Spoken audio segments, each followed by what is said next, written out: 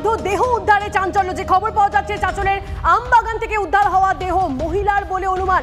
এই মুহূর্তে কিছু আপডেট এসেছে আমাদের কাছে। শুভদোষ আমাদের প্রতিনিধি আমাদের সঙ্গে রয়েছেন। শুভদোষ, কি আপডেট?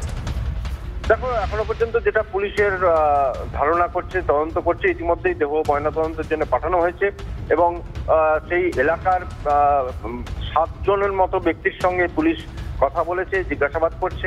পাশাপাশি পুলিশ মনে করছে যে এখনো পর্যন্ত প্রাথমিক অনুমান যে এরা বহিরাগত কোনো দুষ্কৃতী এবং তারাই সেই মহিলার সঙ্গে মহিলার উপর অত্যাচার চালায় এবং মহিলাকে খুন করে সেখানে আগুন জ্বালিয়ে পাশের যে খড় রাখা ছিল, শুকনো খড়, সেই শুকনো খড় দিয়ে তাকে আগুন জ্বালিয়ে তার দেহ মানে আগুন জ্বালানো হয়। তো এখন কথা হচ্ছে যে এটা স্পষ্ট এখনো নয়, সেটা ময়নাতদন্তের পর করা যাবে যে খুন করার পর আগুন জ্বালানো হয়েছে, মানে সে তখন মৃত নাকি তখনও সে জীবন্ত ছিল, এই প্রশ্নটা কিন্তু উঠছে পুলিশের কাছে।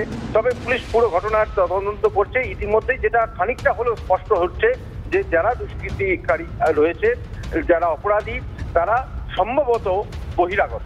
পুলিশের এখন অনেকটাই ধারণা এই জায়গাতেই এসে দাঁড়িয়েছে এবং সেই রকম ভাবেই তারা কিন্তু তদন্ত করছে। বেশ, ধন্যবাদ শুভদোষ। পুলিশ এবং স্থানীয়রা কে কি বলছেন শোনাবো আপনাদের।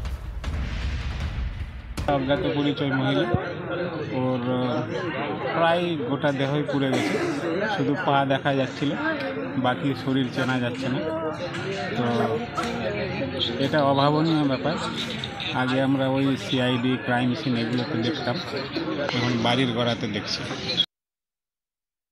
উপস্থিত হয়েছে এখন তো বোঝা মুশকিল, তদন্ত চলছে, দেখা যাক আমরা তো কি হতে পারে স্যার, মেয়ে হতে পারে স্যার, কিছু জানা গেছে? আইডেন্টিফাই হয়নি বলতে। এটা কি মহিলার দেহ? সেটাও এখন কনফার্ম নয়, আমরা পাঠিয়েছি হসপিটালে। স্থানীয় কেউ কি হতে পারে স্যার? দেখা যাক এখন